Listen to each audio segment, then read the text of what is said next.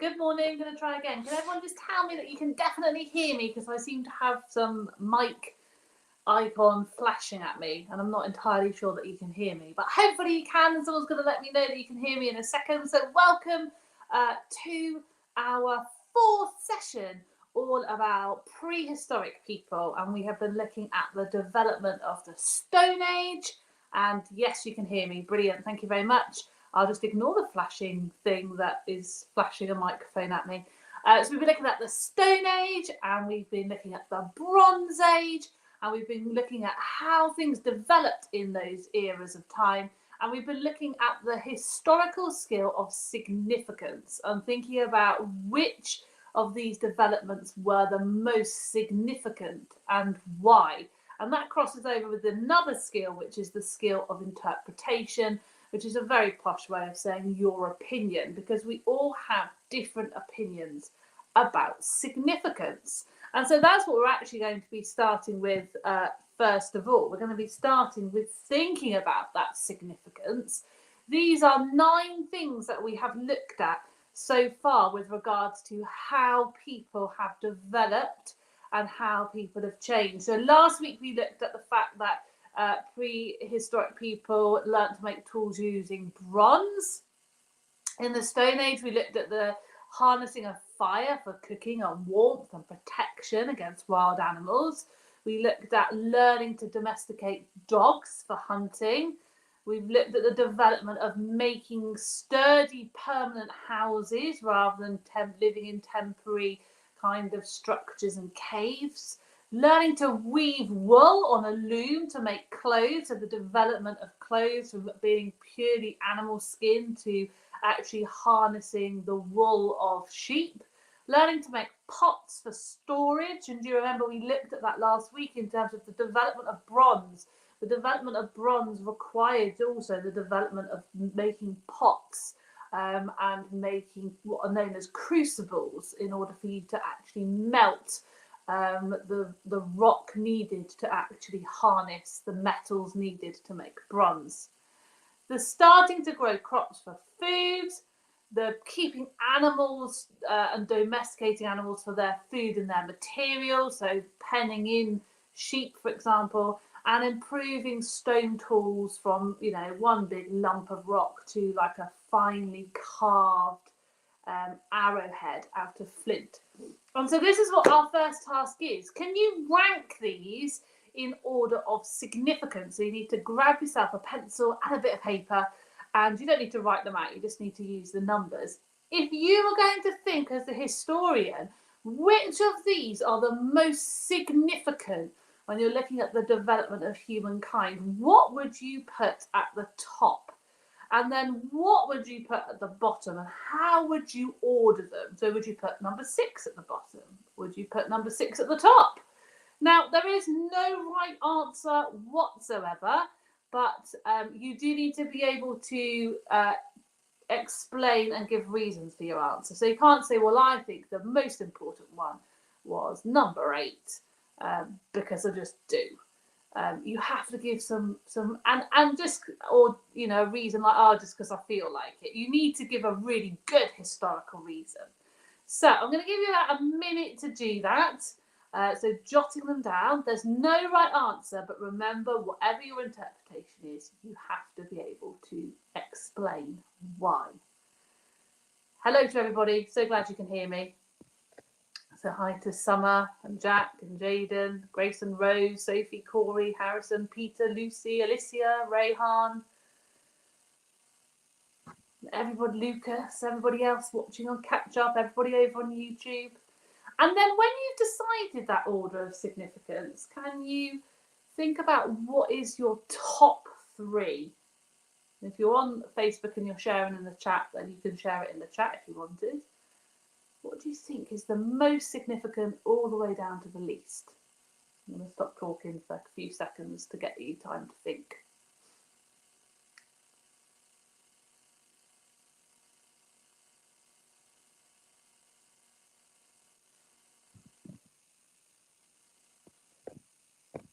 So well done, Jaden, like the word because there, looking for the word because.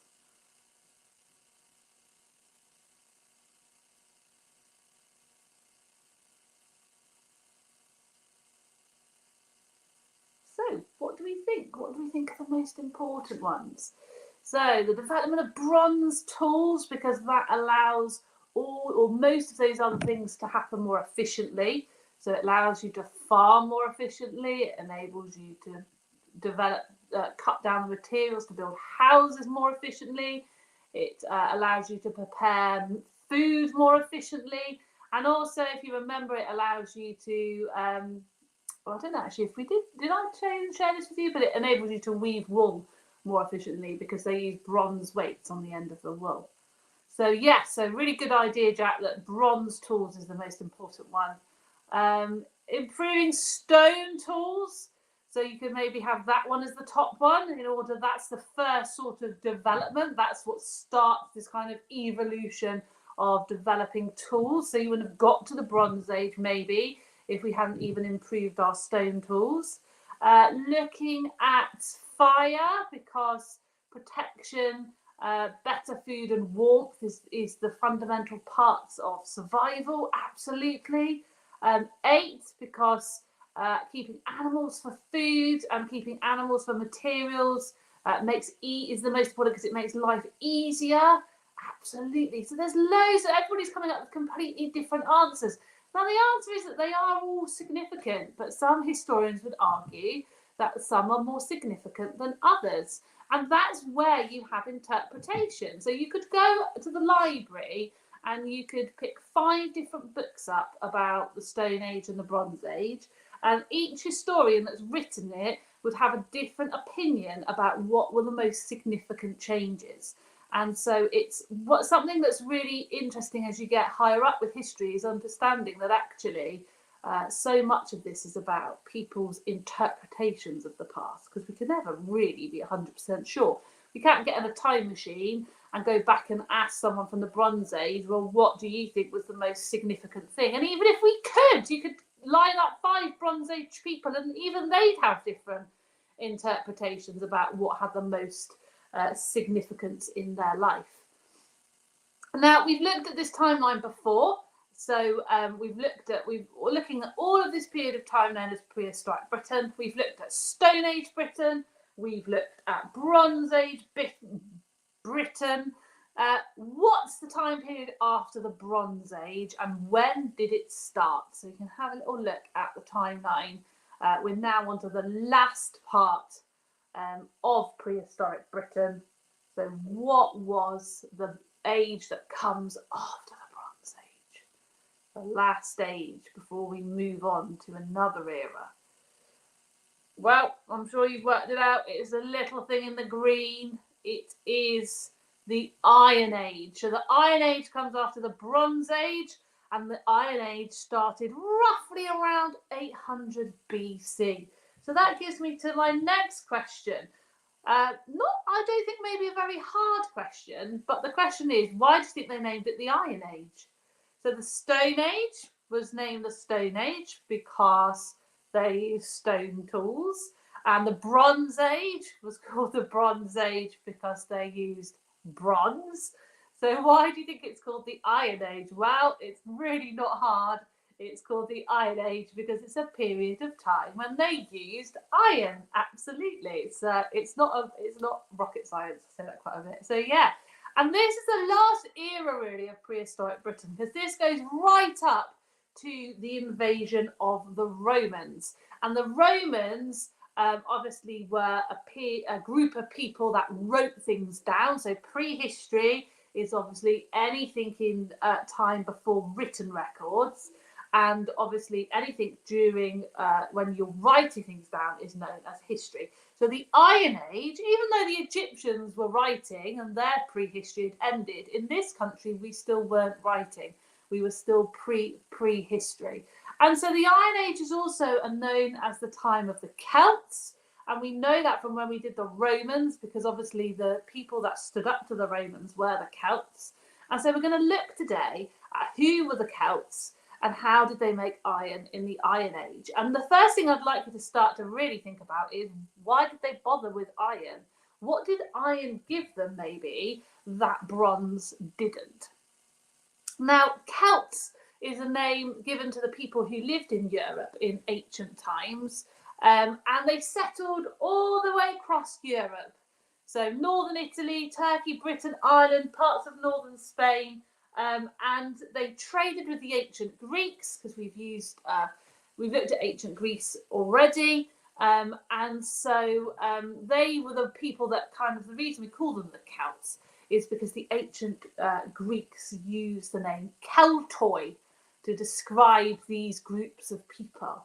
And then the Romans then translated Keltoi into Latin, and they called it Celtae, and that's how we get the name Celts. Now, the Celtic lands look, in some ways, if you look at the development of the Celts across Europe, it's a similar sort of pattern to the Romans a few hundred years later. But you have this development. So if you look at the yellow blob, like the yellow shaded bit and the orange blobs, this is how the Celts moved through Europe. So they start in Central Europe, and then over time they start to take over actually quite huge areas of Europe. So you can see them all the way over into Britain, and then you can see that it gets all the way into Ireland, and the little red blobs are obviously centres of big importance. But then a little bit like the Romans, I suppose, you then start to see a decline. So the Romans start taking over, and the Celts start diminishing. So you can see in Central Europe over time, by the time you get to AD 79, there is very, very little Celtic lands. And there's not even any Celtic lands in England anymore, and in Wales, because the Romans are obviously here. And then they are pushed all the way into basically Scotland and into Ireland. And so that is the Romans pushing them all the way back. So by the time you get to 305 AD, really, you're only talking about some areas of Scotland and Northern Ireland and Southern Ireland that are actually have any Celtic tribes left. And obviously that is due to the development of the Romans. But the Celts were incredibly big part of our heritage for a very, very long time.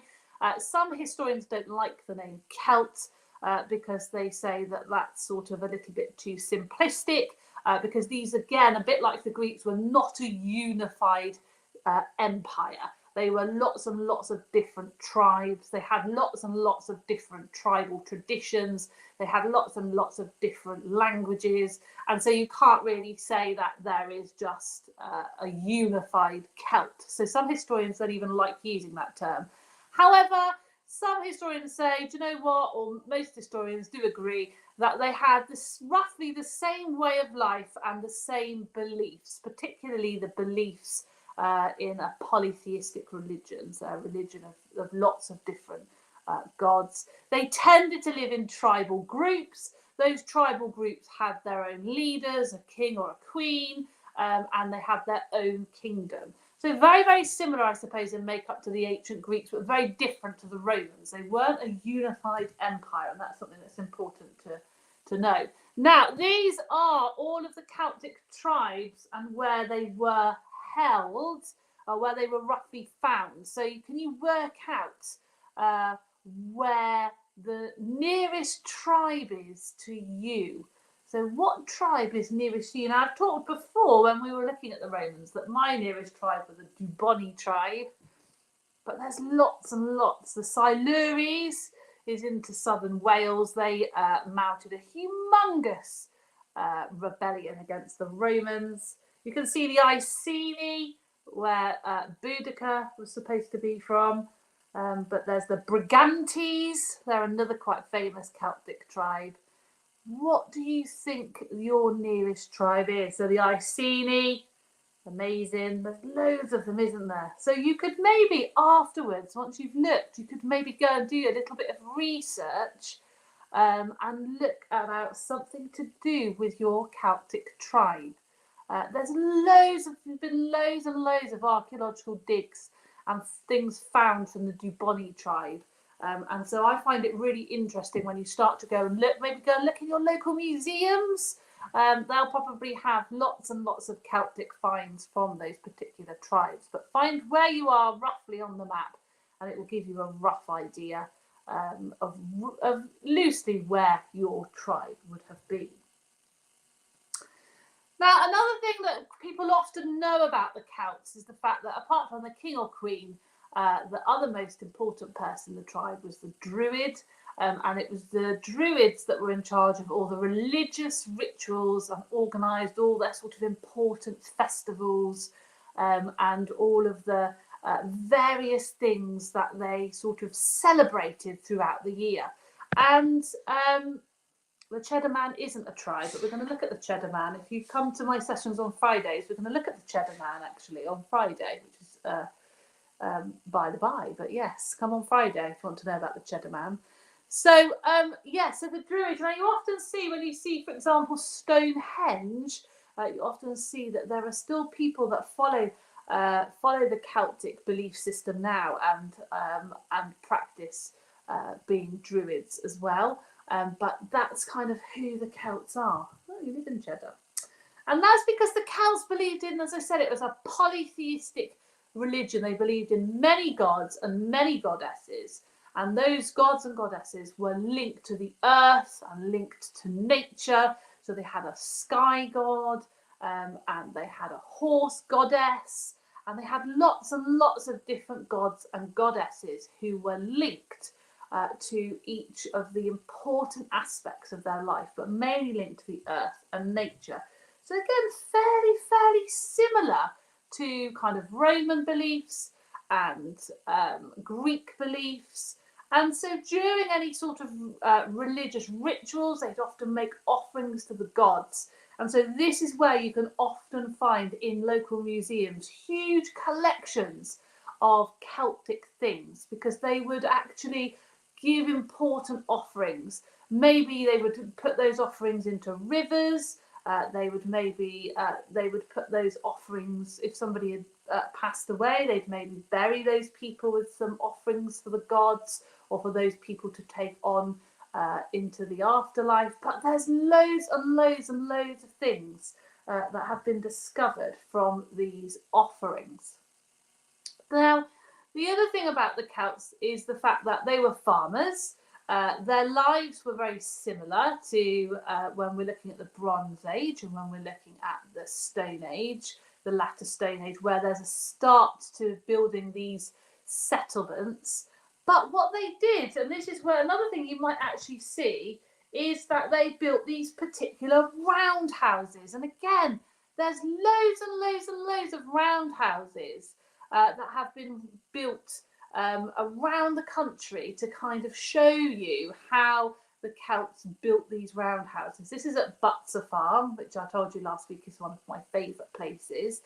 But these are the types of houses. So a development in architecture again.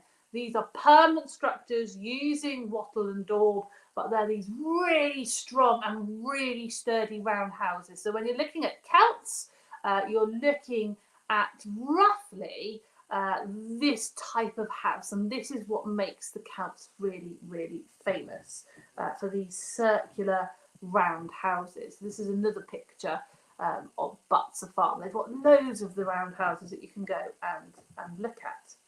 And then inside, this is what you notice inside, particularly if you look at the picture. Now, what do you notice inside about it? Is this what you would expect? It's very different to the houses that we live in, isn't it? What's very different? Well, the most obvious difference is there's only one room. There's only one room. So what do you think life would have been like? Where do you think they would have slept? Where do you think they would have cooked? What about if the weather was really cold and really bad and they needed to look after their animals? What would happen to the animals? Is this what you would expect? It's quite interesting, isn't it? But it's all one room. And so this room would basically, everything would happen in this room. So if you needed to cook, you'd cook in the room. In this one room, if you needed to go to sleep or to bed, it would happen in this room. if you needed to bring your animals in because it was cold and the weather wasn't very good, you'd have to bring your animals in here. You can see on the left, this is an example of a weave, like a loom, a weaving loom, where you can weave wool cloth. And in the middle, you can see all the examples of iron. And so the equipment is mainly made out of iron, and that's the big change when we get to the Iron Age, the use of iron. There's a roundhouse at our local museum. There's loads of them around. Go and try and check them out. Yeah, lots of animal furs. So yeah, the Celts did believe in gods, but lots and lots of gods. So very, very similar belief system to the Romans and the Greeks. They had the belief in lots and lots of different gods. It would probably keep them quite warm, absolutely, because you'd all be together, so you'd all be huddled together. There's some lovely painting and decoration on the walls, but yeah, there's not a lot of materials. So yeah, the animals mainly would be outside. You definitely wouldn't bring the animals in unless you totally had to, because it would be very cramped and very smelly. But absolutely. And so the Celts would tell stories by word of mouth, exactly like the Bronze Age and exactly like the Stone Age. It's an oral history. And so we have really no real knowledge of the Celts other than what they left behind. And so it's a very hard thing to reconstruct because we can't read. So the question about, well, what belief did they have about the gods?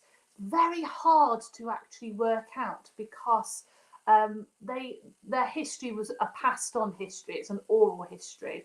And so many, it's a little bit like if you're looking at the Norse, you've looked at our Norse mythology Lapbook resource. So the Vikings and the Norse people are the same.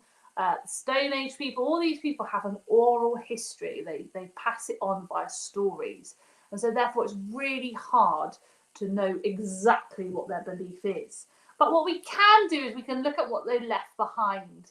And so we've got here, for example, a torque, which is a kind of a bracelet. You can see a brooch. You can see a shield. And you can see these things called staters. Now, what do you think they all have in common? What do you think they all have in common? You look really, really closely. What do they all have in common? Well, what they have in common is they are all made of iron. That's what they all have in common. And so we have this development from bronze into iron.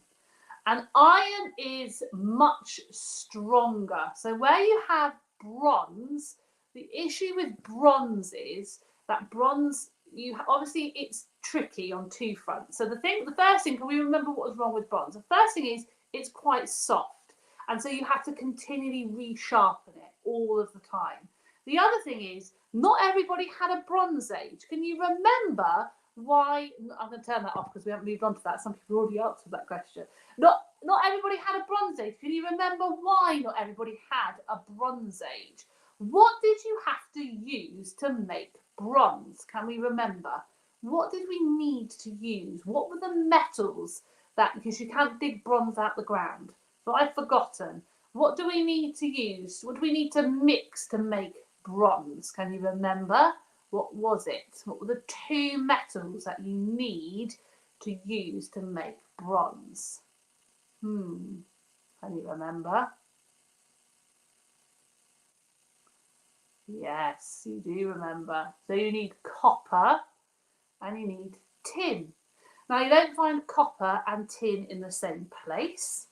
And some people didn't have any copper, and some people didn't have any tin. We weren't at steel yet. Steel is another metal on again. So if you didn't live anywhere with tin, or you didn't live anywhere with copper, or you didn't live anywhere with copper and tin, you didn't have a Bronze Age. So some areas in the world never had a Bronze Age. If you did have those materials, it was more tricky. Because you obviously had to mix them in the right consistency, and bronze in itself is a lot softer. Even copper is very soft. You add into it to make it a little bit stronger, but bronze still isn't particularly strong. And so you have to repetitively sharpen things, and it breaks far easier than iron. And so the Celts discover iron, and they use iron to develop their lives further. And then there's other things that they also develop further. So let's have a look at these objects. If I looked at some of these objects, what do you think it would tell me? What do you think, first of all, the objects are? And what do you think it would tell you about Celtic life? So they're not necessarily made of iron, but we're seeing this period of time where we have this real change and this real development. So what do you think these things are? What do you think the thing on the left is? And what do you think the thing on the right is? And I'll give you a clue. The thing on the right isn't a mud pie. What do you think those things are?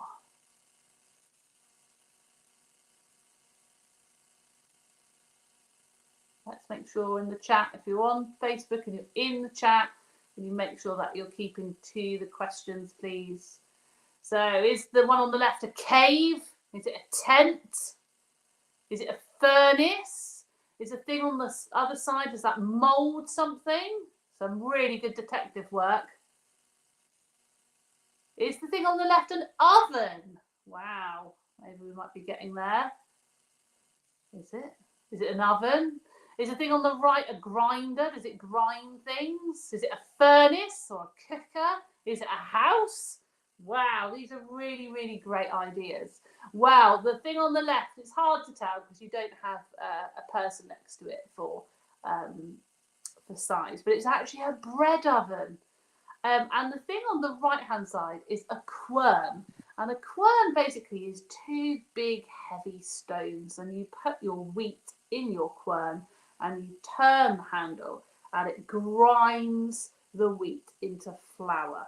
And so what does this tell you about Celtic life? Well, it tells you again this real development in the use of technology. So we have this move towards grinding wheat and then making flour, making bread, and having bread, like having a bread oven. So pretty awesome. What do you think this is? This is a little bit easier, I think. What is this? But also, what does it tell you about Celtic life? What do you think this is? Now, if you get to Butser Farm, they have these in Butser Farm. What do we think? Yeah, it definitely does look like an early pizza oven. In fact, one of our homemade activities a couple of summers ago in our community was to make a pizza oven, and it looked just like that. It is a loom. A loom. Is it a loom for making? It absolutely is. That's an easy one, isn't it? But what I want you to look at is I want you to look at the weights at the bottom. These were made of either bronze or iron. So again, things that you couldn't develop unless you had the development of metal. So absolutely.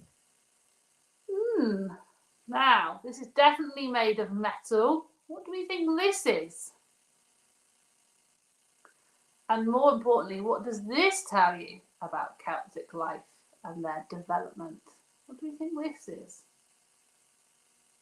Tell you what it looks a little bit like. Have you ever seen those kind of beaters to beat dust out of a carpet? It looks a little bit like that, but it's made of metal. Is it a fork? It could be. I think if it was a fork, I would be worried about putting that in my mouth. It is made of iron. Is it a spear? Is it a marshmallow skewer? That would be epic. An epic marshmallow skewer. I love it. Is it a staff? Is it a weapon? Is it to roast animals? Is it for putting meat in your fire? Shall I tell you what it is? It is a flesh hook.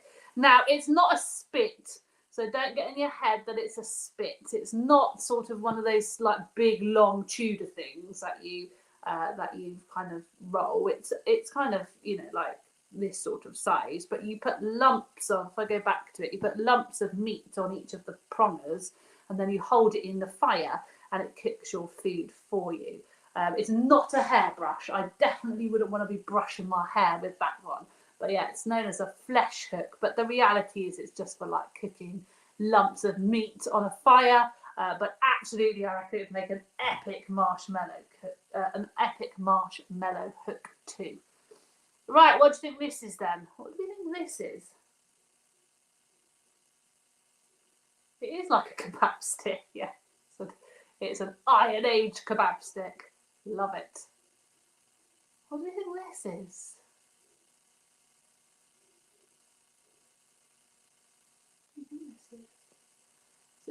Look at it really closely. Is it a fire grate? A fireplace? Fireplace. What do you think the metal bits are for then? What do you think the metal bits are for? A raft. So the bits around the top that look like horses, they are made of metal. Is it to dry skins? Some really good ideas. Is it to carry someone important, like on a litter? Yeah. Is it a decoration? I'll tell you what it is. They're called fire dogs. You actually still get these today. The aim of them is they keep the fire off the floor. Can you see that you can sort of build the fire up on the top of the fire dogs? Can you also see on the left-hand side, you've got some little hooks. And this is again, you can hang meat on this. So this is exactly the start of that kind of spit roasting animals. These are the sort of first tools that enable those sorts of things to happen. So we're seeing quite a development in here. But yeah, these are known as fire dogs. You can still get fire dogs today, but it's about making sure that you're lifting your fire off the floor, getting lots of oxygen to it, so that it doesn't sort of go out, and you can hang hooks and things onto them to cook your meat. But there's lots and lots of different things like this. Can you see that these are shears? They're very obviously shears. They're for shearing sheep. Some traditional farmers still use shears like this rather than electric ones, but again, made out of iron. Well, I need to think of the time period that these people thousands of years ago were living in, and yet they make these finely crafted things like this in order to, chop a sheep's fleece in order to then use it to make clothes. And I want you to think these people were living over 2,000 years ago. How amazing that development is. If you think, that we started off with just big stones that we were like hacking trees down with, and now we have the ability to create such a perfectly developed tool like a pair of iron shears. So go and check what other things that the Iron Age, what they were making, because it's so fascinating. And so this stronger metal was brought by the Celts to Britain. Now, roughly around 800 BC, but it started earlier, like the Bronze Age, in other areas around the world. And so you're thinking these people, it's nearly 3,000 years ago, are making these amazing tools out of iron. And so this is where you would get people that would, again, like an Iron Age forge, exactly like a Bronze Age forge, where they would make all these things. And exactly the same as with bronze, you need to smelt it. So you get iron from a rock. So the iron is held in the rock. You heat the rock, and then the iron comes out. So you get iron via smelting, exactly like you would with bronze. So I'm going to skip through this actually, I think. So how did they make the iron? Well, they found the rocks containing the iron. You build a really hot furnace. You heat the rocks alongside some charcoal, so you can get charcoal. So again, you needed to develop that concept of baking wood to make charcoal, because charcoal burns a lot hotter. So you need a really high temperature to smelt iron. So they needed to work out how to get that so hot. And the way they did it was to use charcoal. So they needed to actually bake wood to get charcoal. I don't know if you've ever done that, if any of you go to forest school. And then once you bake the wood to make charcoal, you actually need to build your fire with charcoal to get it hot enough to heat the rocks to get the iron out of that rock. And then also you can hammer heated iron ore So you don't have to pour it like and sort of set it like bronze. You can actually hammer it into various shapes, and that's how you get things like these beautiful shears. So if you think over 2,000 years ago, these people were making such things. So what has surprised you most about the Iron Age is what I would like you to talk about at home with whoever it is at home. What do you think has been the most surprising thing? Was it like the houses? Was it the development of some of the tools you've looked at? Was it the development of weaving? What was it? Go and find out some more about your local Celtic tribe.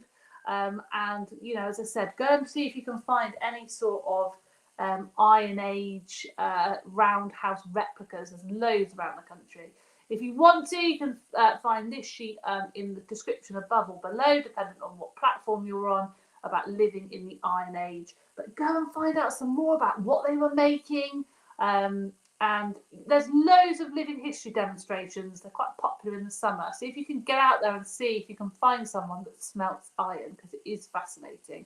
And go and tell your grown-ups at home what surprised you most. And I will see you next week for our last session this term. Some people talk about the Cheddar Man. We're going to talk about Cheddar Man on Friday. So come along to that if you're interested in the Cheddar Man. And I will see you soon.